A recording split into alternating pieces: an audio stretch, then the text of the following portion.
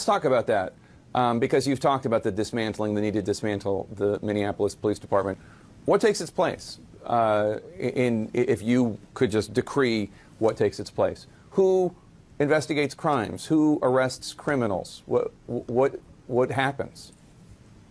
Yeah, so Minneapolis unanimously just voted on a resolution that will engage the community on a one-year process of what happens as we go through the process of dismantling the department and starting anew. A new way forward can't be put in place if we have a department that is having a crisis of credibility, if we have a department that's led by a chief who's suited for racism, if we have a department that hasn't solved homicide. Half of the homicides in Minneapolis Police Department go unsolved. There have been cases where they've destroyed rape kits. And so you can't really reform a department that is rotten to the root. What you can do is rebuild.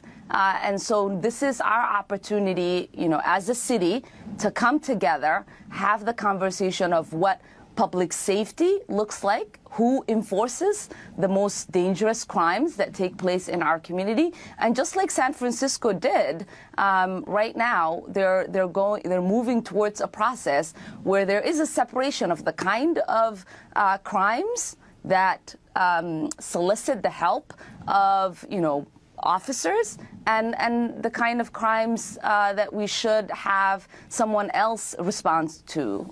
Just to be clear, though, you're not saying that there's nothing that takes its place. You're not saying that if a woman Absolutely not. I think that's really where the conversation is going wrong, because no one is saying that the community is not going to be kept safe. No one is saying crimes will not be investigated. No one is saying that we are not going to have proper response when community members are in danger. What we are saying is the current infrastructure that exists as policing in our city should not exist anymore. And we can't go about creating a different process with the same infrastructure in place. And so dismantling it and then looking at what funding priorities should look like as we reimagine a new way forward is what needs to happen. And that is truly why you have 13 members unanimously on a city council vote to start this process.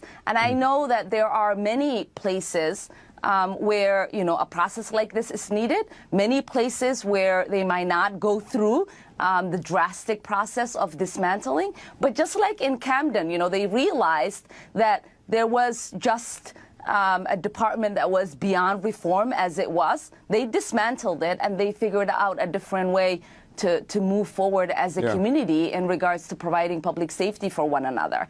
And that's what needs to happen in Minneapolis, and that's what we're committed to.